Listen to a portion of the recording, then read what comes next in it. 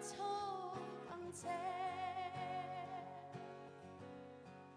cô về purit de zulal iswa alo pur chuani nang po unaw ipuri at cho ang xe chuan purit pur delo karu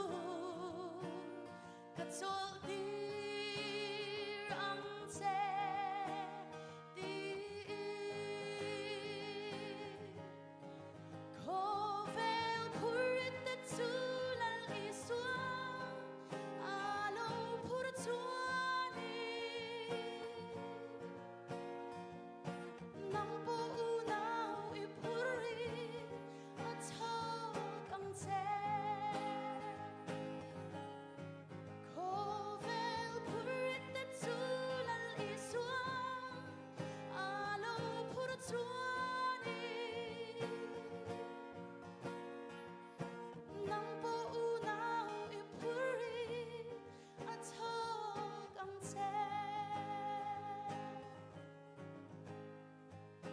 nang po unaw ipuri at hawak ang te